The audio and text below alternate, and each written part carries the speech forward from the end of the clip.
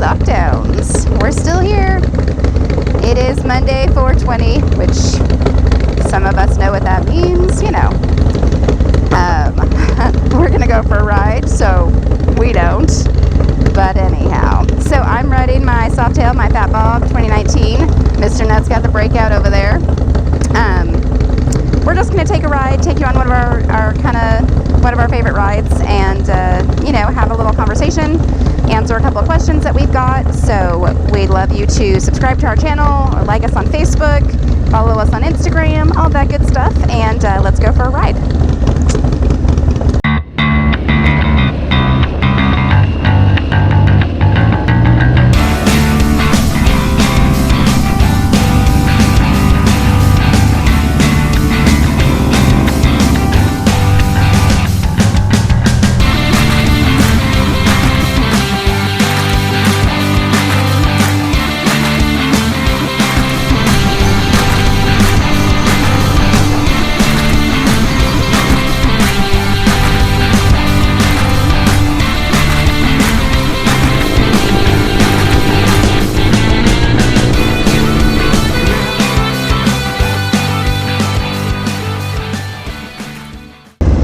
So here we go. So yeah, we thought we would just kind of take another one of our rides just to give you guys some, we're gonna get some fresh air out of this. We've got some clouds moving in. It's about 80 today, which feels amazing, but it's definitely clouds starting to move in on us and looking at rain tomorrow. So we thought we would try and get out today and enjoy some riding time together. Not too much traffic out here today, which we always like. That was a crazy wide turn, but that's okay. Here we go anyways. I get so much whistle on this helmet. But anyhow, so yeah, so we thought we'd get some wind therapy and then answer some questions that we've gotten on our channel and our Facebook page, and just, you know, enjoy time together on the bikes and, you know, enjoy the nice day. Clients, what we try to demonstrate is that, you know, creating content that's authentic, that's you, that is speaking to your audience is significantly important. So that's one of the reasons why we started this channel and decided to go this route. And we really kind of enjoy what it's become.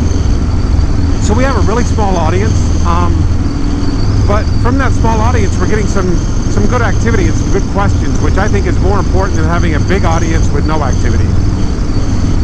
We get, you know, good activity in our Facebook pages and in the groups where we're members. And for having such a small audience, YouTube was kind of done as an afterthought. I know the power of YouTube, but at the same time, it's not as socially active or interactive as far as engaging with an audience as Facebook and other platforms. So we put our videos up there, but we really didn't get any traction on there until just recently.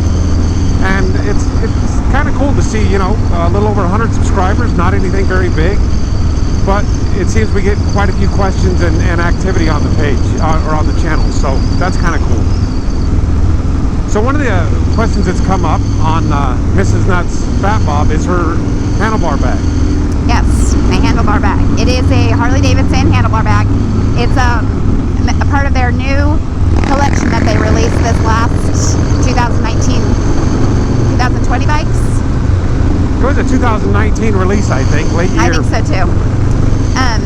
So it's a really cool bag. It's an HD bag. It's part of their new collection that was released this last year, 2019, I believe. It's got a really nice phone holder that if you have gloves that are touch screen, it'll turn your phone on for you. It's got a handy little zipper pocket up at the top, and then it's got it's actually like a two-piece bag that there's a big fat bag at the front, or a zipper pocket basically. And the cool thing about it is that it's all just Velcro. It just straps on with these little things here. You can kind of see, like, my camera's in the right place here. And so it's a really cool bag. We get a lot of questions, a lot of comments on it. I really like it. It's so handy. I can put my wallet in there because this bike does not have saddlebags or anything like that. So I can keep my phone and my wallet and sometimes my key, because sometimes girl jeans don't have pockets. So I really like it. Well, it I holds cannot remember the price point. It holds a lot of stuff. Yeah, it holds like a lot of stuff. I mean, it holds more. On this one, I've got a handlebar bag and I've got a swing arm bag, and I feel like that bag actually holds more stuff or is more usable.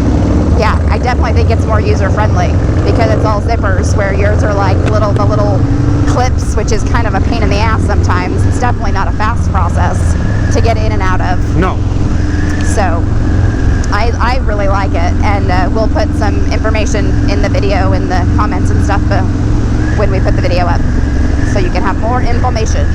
So the next question that comes up a lot, and it's really not even on our channel so much, because I think that, you know, people who watch our videos kind of know our feelings on this kind of stuff, and that is, we see a lot of questions out there from, you know, women and women riders, lady bikers, people who've just taken the course or just looking at bikes, as to, you know, is a Harley-Davidson the right bike to start with? What model should I start with? And that kind of stuff. And I see a lot of people just throwing out answers without ever asking the people any questions.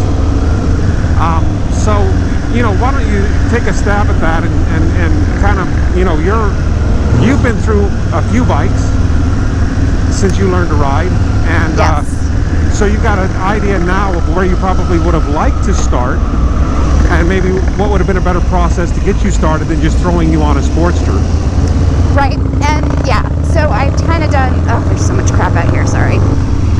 Yeah, we kind of did a video where we talked about, you know, women and starter bikes and where you go from there and how you choose a bike. And I think that the most important thing anybody could tell you, and certainly I could tell you, is go, if you haven't taken a course and you want to ride, go take a course. Even if you've ridden, you know, previously and you have a little bit of experience, there is just nothing like taking a BRC course to get you really the knowledge that you need to stay safe on the road. I can't say enough about these courses. They are so valuable, or invaluable, I guess I should say. So a course is what I would say is step one. And then of course, once you have that, you have an endorsement. So then my next thing to you would be go to your dealership, find out when demo days is. If it's far off, then with an endorsement you can ride every bike on their showroom floor. And if you're confident, I would do it. I would ride every bike they had. I foolishly didn't.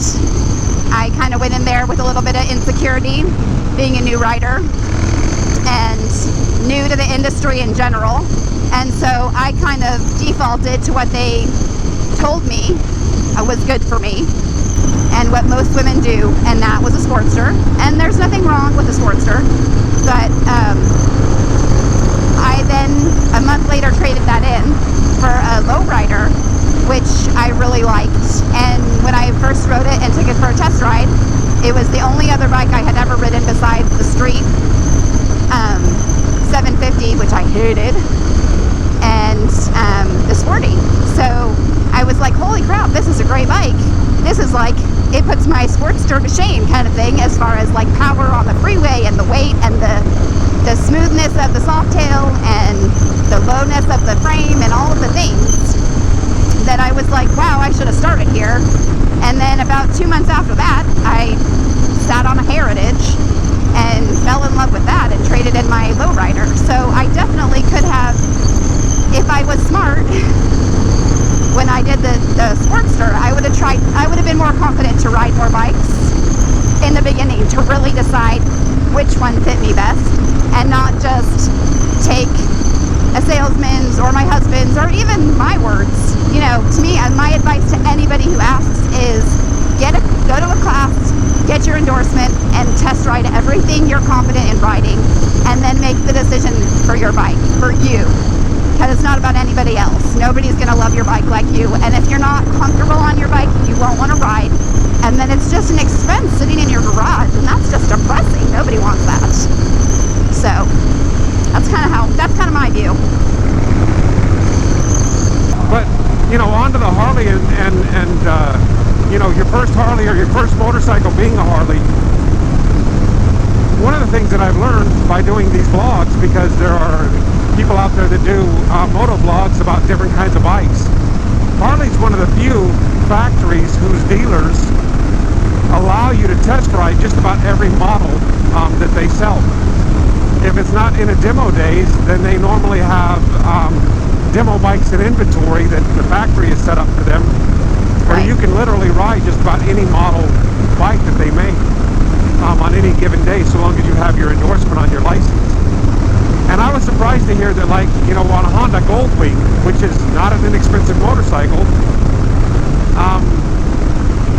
you can't just go into a dealership and demo that bike. Which is crazy. There are dealers that basically, I've heard people that have ridden for years and actually know the dealer very well, and the dealer tells them, no, sorry, we don't have it set up where you can demo this motorcycle. You have to buy it. I would never do it. There's no way.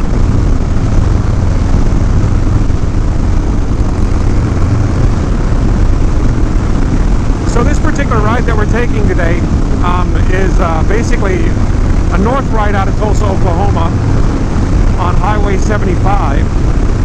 And this is a ride we enjoy because on the freeway here, as you may have noticed, it's not just a straight road. It's got some really nice high-speed freeway speed turns that I enjoy riding on the bike. We can take those turns at highway speeds and above. And then we connect up here in a few miles to some more of a rural type highway.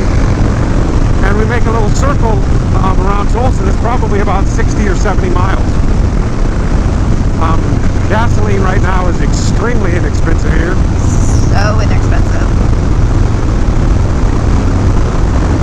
I kind of feel a little bit for my friends in the oil industry because oil's dropped so low.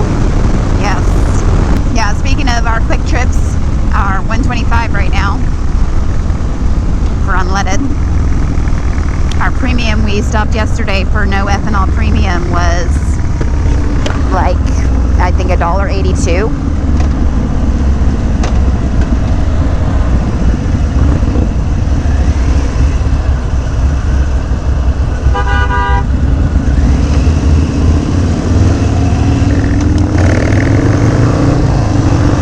Yeah, that guy put on rain gear. Yeah, I don't know that we got that kind of rain. Getting wet. Let's see. Oh, that's so pretty behind us. Ooh, that is. So from Highway 75, if you want to kind of look this up on a map, we are about, let's see, we're 146th. So we are about 14 to 15 miles from where we leave home, around the Riverside area, in an area they call Brookside in Tulsa. And this is Highway 20. It runs east and west across the state.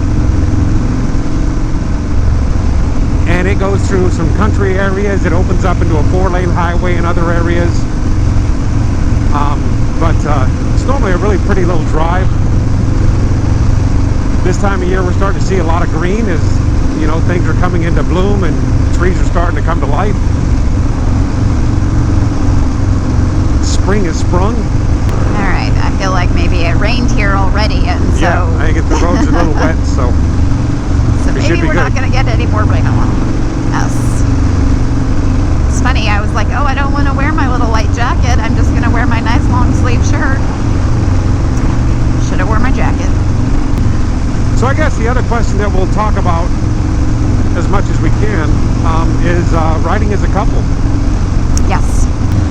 Yeah, I love riding as a couple, and I mean, I've never rode any. I rarely ride, I should say.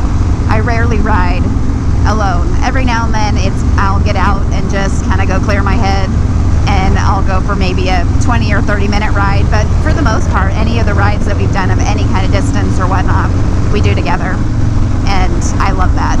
I love the communication of it all. I love just the time out, even though we're not. It was like funny the other day. I was thinking, oh, maybe we want to ride 2-up so that we can, you know, be close, because that's one of the nice things about riding 2-up on a bike.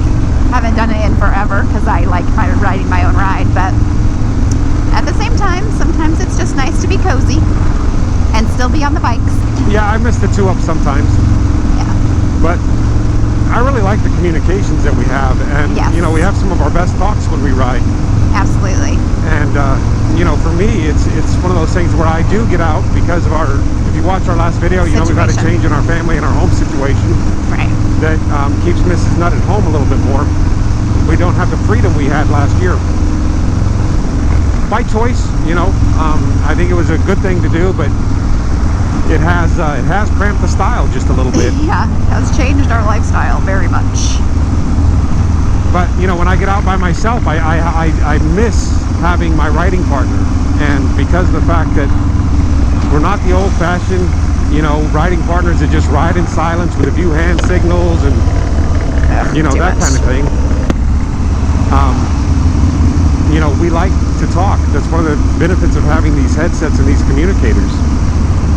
Yes. Is we enjoy our conversations, and sometimes when you're riding, your head is cleared out to the point to where you can have some of your best conversations as a couple. Yes, 100% agree. So we're kind of coming into a little town called Collinsville that's just north of Owasso, which is just north of Tulsa. It's a cute little town. Got some bikers up ahead of us. We hope everybody can see. We're going to stop up here and get gas and wipe off our lenses. Yes, because I can tell you my shield needs wiping. Alright, so we just filled up with gas, and now we are going to get back on the road here. If we put it in gear, that usually works better. Genius. So yeah, we are going to head out of here back on the 20, going east towards the 169. We're going to jump on the 169 and head south back to Tulsa. So that's kind of one of our little loops. So we're about out of battery life. So thanks for joining us, enjoying the little bit of rain showers, which actually it's still a little spitty out here. Thanks for the chat. Go ahead and like us. Drop your questions, comments below.